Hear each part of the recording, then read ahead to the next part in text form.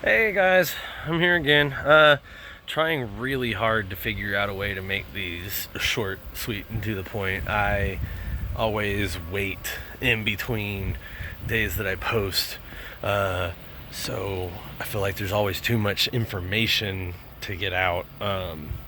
So, yep, my hair's cut. um, I am working on a new vehicle now. I am not currently working on the F-150, but I'm not technically done with the F-150. Long story short, got everything running and got the vehicle to be test driven by myself and the customers, and there is a small either hairline crack or pinhole in the radiator. I did not realize at the time of working on it that the radiator is not a full aluminum radiator. I know most radiators are not fully aluminum radiators. I get that. You have to pay a lot of extra money to get a radiator that's completely aluminum. I get that, but I did not realize that this radiator had a plastic core. I knew that the top, not the top, the sides of the radiator were plastic. Yeah, places where you connect, you tie in the radiator cap and screw it in. That's plastic. Things like that. I didn't realize that inside of the radiator, under the fins, that are in the radiator, is also plastic. I did bump the radiator when reinstalling the engine, with the engine hoist, putting it back into the engine bay. And I didn't think I bumped it hard enough to break anything. I even inspected it after we got it running and everything seemed fine. The only time that it leaked was when it got up to operating temperature and you were running it on the freeway. Until now, after it's done it enough times, the leak keeps getting worse and worse, obviously. But it wasn't something that was immediately apparent. I feel bad about it, and I'm going to be making it right. I'm going to be fixing the radiator, putting in a new radiator for my customers, so that way, everybody is happy. I hate that happened. It's causing them to wait longer for their vehicle. It is an unforeseen thing, though. Could I have been more careful? Yes. Could I have taken the radiator out? Yes. I know. Before I get all those comments and things, I should have removed the radiator. Should have. It was just another couple of bolts, but I didn't think it was going to be a problem until it was. So you live and you learn. Obviously, from now on, radiators coming out, no matter how difficult it is. So that way, there's no possibility that it could do that again in the future. Anyway, moving on to the next vehicle. This is actually my sister's vehicle. It is a Mazda. It's a little bitty Mazda. It's a family car. She needs the shocks and struts replaced on it. I do not believe it's supposed to sit that low, first and foremost. But I also think she has told me several times that here's the products. This is the coilover shocks, coilover struts, whatever you want to call them. Man, there's so many different names. And then there's shocks right here for the back. I know those are shocks. But these are coilovers for the front. Anyway, she's told me several times that this vehicle runs really well, does a decent job. It's got a starting issue that I'm going to look at for her. But it is a Mazda Tribute. It's a early 2000s model. It has some starting issues, which I told her I think is probably the starter. She gets in it and starts it, new battery and everything, and it's just doesn't want to crank over very well. So I'm gonna look at it. I told her it could be several different things, but it's probably the starter. The vehicle is, you know, getting into the older age and more miles and everything, so there's certain things that it could be, but the main problem right now is she can't drive the vehicle above about 50 miles an hour without it shaking and freaking out and, you know, trying to run her off the road, because the shocks and struts are apparently completely and totally worn out. I believe she was told by Pep Boys, which, yes, by the way, Pep Boys still does mechanic stuff. Their location here in Abilene is not open, but the labor side of it you can still use. As far as I know, I think you can possibly order stuff online, but you can't go inside the store anymore to buy stuff.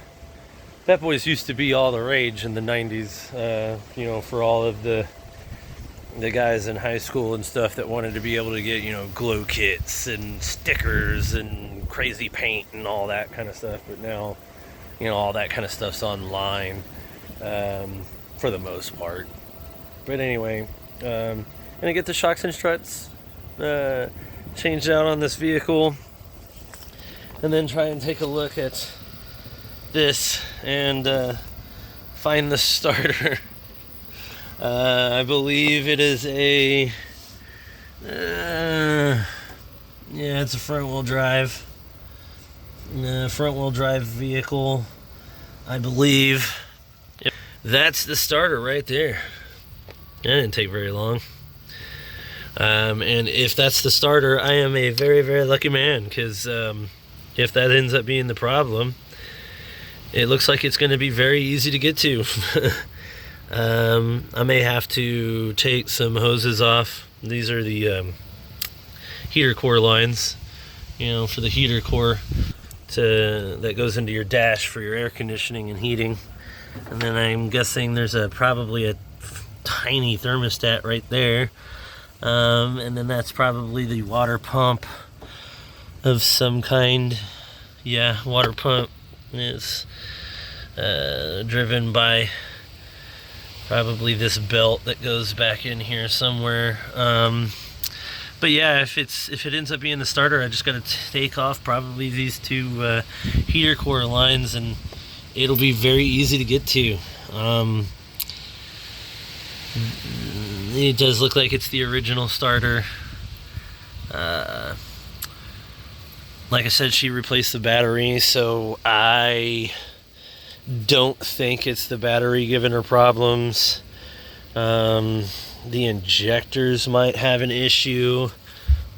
It looks like she's got coils for her spark plugs, but they look like they're in decent condition. Y'all are looking at this for the first time with me. Told her that I would do a little quick inspection, make sure that there didn't look like there was any major leaks or anything. It's dirty, but most people's engines are dirty, but it doesn't look like there's there's old oil on it, but it doesn't look like there's any obvious signs of leaking anywhere. You got a little bit of wetness right here, but not bad. And that could just be from, you know, the water coming in up through the front of the motor, or front of the engine bay. But I don't see any obvious oil leaks or spraying from coolant. There's going to be a water pump way back here somewhere, or down here. I don't know, maybe this whole thing is the water pump. It is a Mazda. I've really never done anything with a Mazda, but they're pretty common. Got some buildup of some junk down there, but that's the transmission. If I'm correct, I think that's the transmission.